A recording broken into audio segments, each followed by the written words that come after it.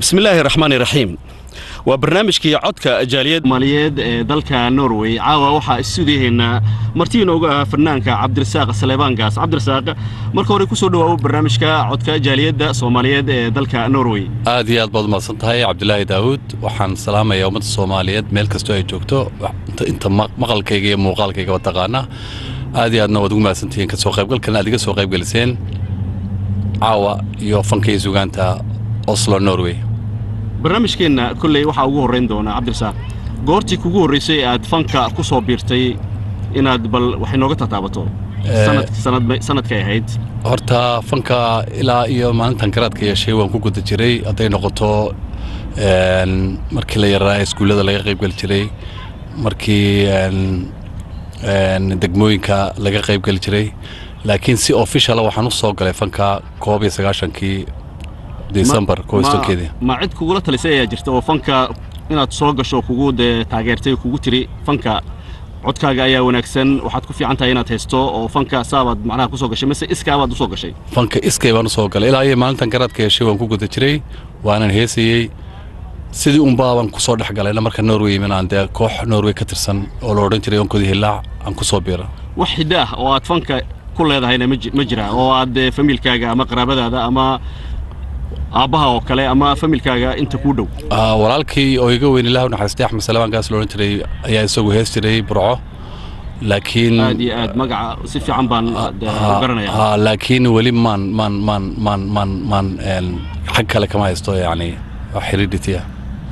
waxa jira maanta fanka Soomaaliyeed aad iyo aad ayuu u balaaran yahay waxaad aragtaa in fanaaniinta Soomaaliyeed aad iyo aad u barteen waliba qurba joogta ay waliba aad u badan yihiin fanaaniinta ku nool qurbaha waxa soo baxday dhalin aad u tiro badan oo maanta heesahoogii laga daba dhacay adiga ma fanka waxaad ka mid tahay dhalinta dambe mise waxaad ku jirtaa groupkii hore ee fanaaniintii hore aan u naqaano may anigu horta fanaaniintii hore kuma jirinin Soomaaliyeed wixii fan ku soo bilaabay ma heesaha hirgalay ka soo qayb galay ayaa la oran karaa waa fanaaniintii hore laakiin anigu markii aan yaraana inay yar baan haya aan fanka ku jiray markii qurba aan soo galayna dhalinyaradii jiilalkii dhexe bedeshay ayaanu nahay ma insha Allah maanta wada arkaysaa fankii halku marayo meel walba fanaanin baa joogtay wadanka tagtay aad iyo aad kulay fankaaga dadka aad u dhageystay heesaaga ayaan kamid ahay waliba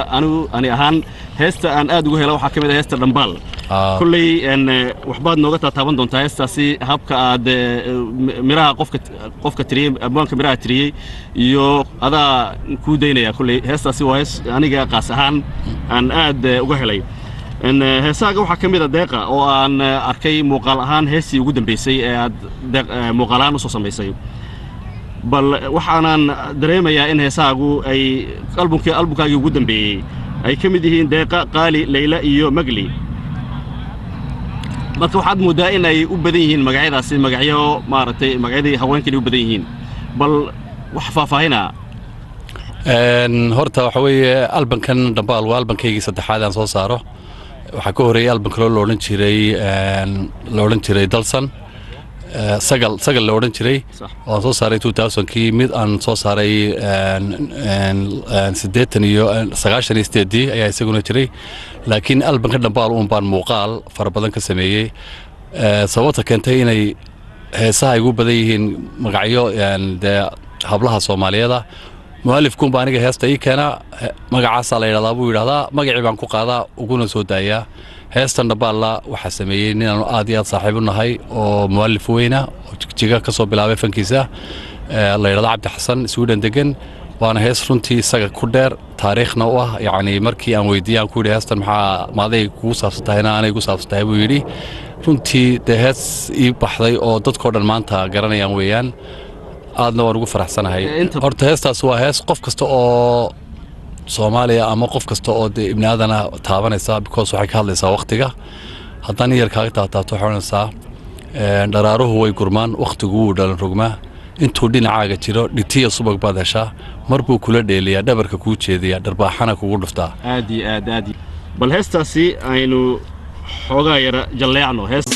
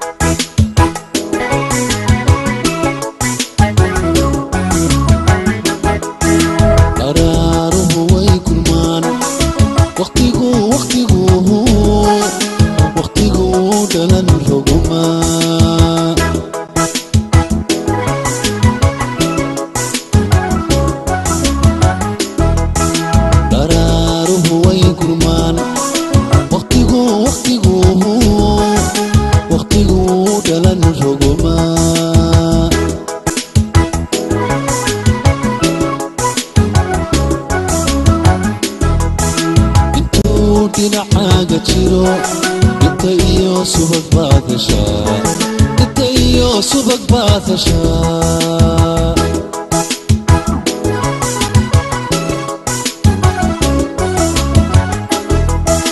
intuu dhinacaaga jiro inta iyo subag baad heshaa inta iyo subag baad heshaa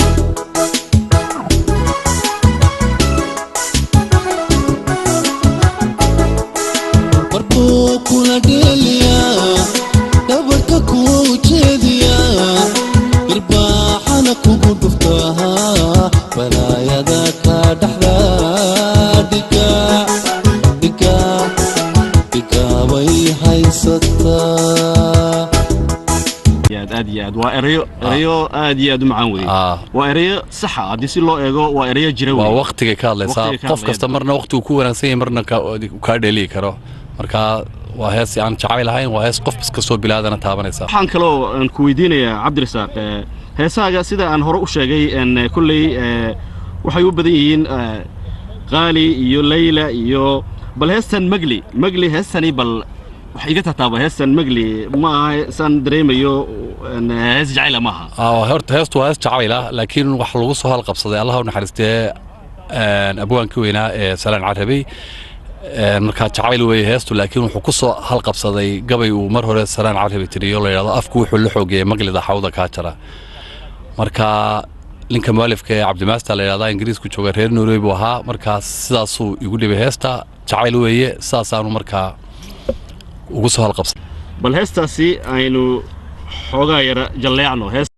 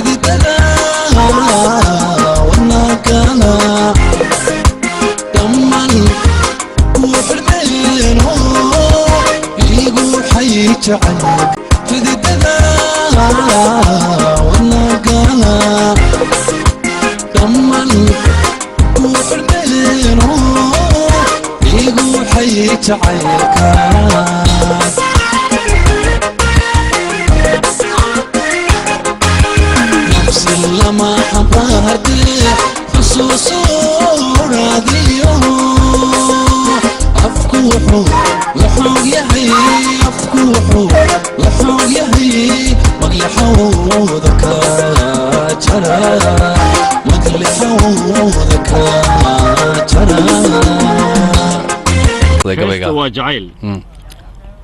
waxaan jecelahay kulay in heesahaagu aad bay u tiro badan yihiin albunadaadana kulay dhowr albun oo aad soo saartay sanadii ugu dambeeyay ay ka mid tahay albunkan ugu dambeeyay imika aan caawa halkan ku soo qaadanay ama iyo watiin bal heesaasi bal ama iyo watiin bal waxay nooga tataabaysaa heestaas waa hees aan aad u jecelahay runtiina taariikhi ah aniga Cabdirasaaq ahaan لحن waxay sameeyay Maxamed Salmaan Tubeec albankayga hore sagal bay ku jirtay aan soo saaray 2001kii runtii waa hees aad iyo adigu aniga Cabdirasaaq ahaan itaabanaysa qisadu iguma socoto laakiin personal aniga way taabanaysaa waana hees runtii aad iyo aad loo jecel yahay meel kasta oo maartay fankaygana soo kubcisay runtii aad iyo aad bal heestaasi aynu xoogaa yara jalleecno hees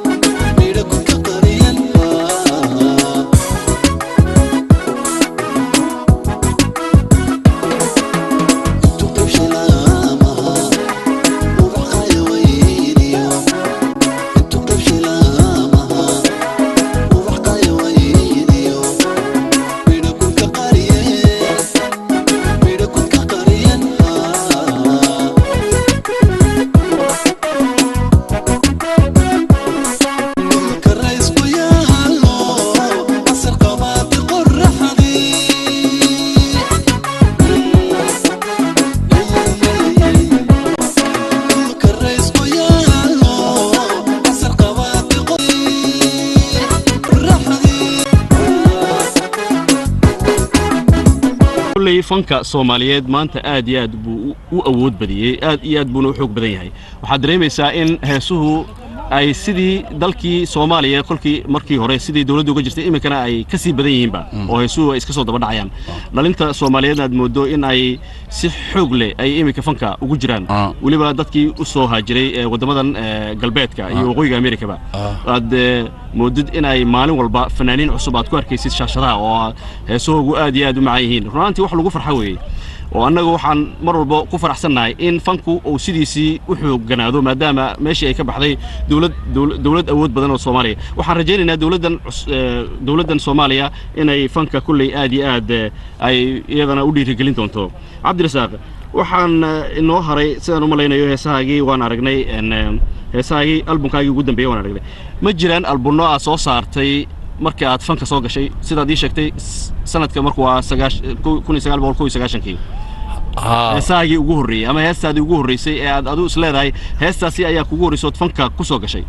heesta way jirtaa heestaas anoo wadanka markaan imiba ayaa waxa jirta waa tidda Soomaaliya dagaaladu ka dhaceen ee la islaayay ee Mareykanka imiyay dhibaatadu fara badatay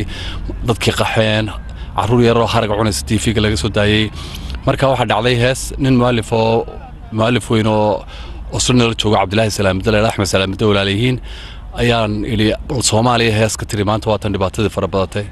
heestii buu dhiibay anoo markaa cusub oo fanka badda aan in yar ku guda jiray baan heestii lixan ka sameeyay haddana midheeda wax kaaga taabtana waxa weeye imika heesta waan tumay maqaalaha waan ku soo laakiin muuqaal baan duubayaa heestu waxa odhanaysaa inta weli dadkaygii waran yahay qaxootiga weydoobay gaajada cudurrada la wiiqmeen hadba gacal isweeraro nacabkuna ku wiirsado naxdin waayi maayeen nabadaan ku waarnay allah ayow sidii wacan marka waa bilowgii guubaba waa bilowgii 93 waa bilowgii 93 Cabdirasaaq waxaan kaloon kulley ku weydiinayaa bal waxa kugu kalifay heestan burco inaad heestaasi qaado miraheega iyo qofkii abwaankii ku alifay bal waxa nooga tatabay heestaasi burco heesta burco horta waa heesta cayla laakiin maadaama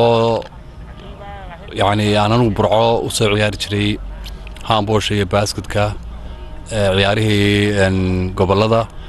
أيا وحيوك الفتي وحكوترتي دعاء ونكو كدعاء سنة ولي هاي بحسنا والله هاي بردي تقول بلنا كل نولد يضو برواقة يعني أدو يجي marka waxay u kaliftay yani home town magaaladan ku dhashay aan ku barbaaray aduu muddo aan xamar iskuul ka dhiganay mooyinta badan burcaan joogay magaalada ku dhalatay way magaaladan ku dhashay saasa marka aniga marka qof walba magaalo uu heesay laakiin waxay noqotay magaaladii ugu horeysay aan heesay inay burco noqoto maadaama waan burco ciyaarteen oo soo ahaa kuna barbaaray ku dhashay waxa bay igu maqaalaa inaad ka mid ahaan jirtay ciyaartooyga gobolka Togdheer ciyaari jirtay bal iyadana aan in yar soo galino maadaama aad isku tahay ciyaartooyna aad ahaan jirtay fankina aad dhinac ugu jirto horta markii hore ciyaartooyga waxaan ku soo bilaabay xamar anigoo iskuulkii dugsiga dhexe ka dhiganayay dugsiga la oran jiray dhagaxtuure hoose dhexe muddaan dhiganayay kadibna waxaan anigoo handball iyo basketkii bartaa ku soo bilaabay oo iskuulka u ciyaariyay baan burco yimi aduu markii 4 ahayd ayaa waxa dhacday waxa loo baahday dhalinyaro handball ciyaarta burco iyadoo ciyaarta handball wadanka ku cusbayd kadibna saasan markaa handball u galay markii dambena 86 iyo 87 basketkii ayaan uga qayb galay gobolka Togdheer Cabdirasaaq Saleebankaas Cabdirasaaq yaad salaamaysaa oo aad fanaaniinta Soomaaliyeed kamida maadaama aad tahay fanaan adduunyada Soomaalida meel walba ay joogto horta waxaan salaamayaa ummadda Soomaaliyeed meel kasta ay joogto wixii af Soomaaliga ku hadla waxaan salaamayaa walaaladey ehelkayga qaraabadayda meel kasta ay joogaan waxaan salaamayaa fanaaniinta Soomaaliyeed meel kasta ay joogto runtii aniga aan aad iyo aad u jecelahay aan xiriirkooda badiyo waxaan salaamayaa ciyaartooyga Soomaaliya meel kasta ay joogaan waxaan salaamayaa ciyaartooyga gobolka Togdheer Burco waxaan salaamayaa TV-ga qaranka Soomaaliya oo soo casuumay runtii shaqaalihiisa kuwa Soomaaliya jooga kuwa Ingiriiska jooga kuwa Oslo jooga aad iyo aad baad mahadsantihiin waxaan salaamayaa Abtidoon waxaan salaamayaa Cabdilaahi waxaan salaamayaa Cabdisamad oo iyaguna calawaaq arrinkan isaga isku soo dubariday waxa inta inoogu dhan barnaamijkii coodka jaaliyada dalka Norway oo caawa marti inoogu ahaa fanaanka Cabdirasaaq Saleebankaas waxaad nagala socotaan waa telefishinka qaranka Soomaaliyeed Somali National TV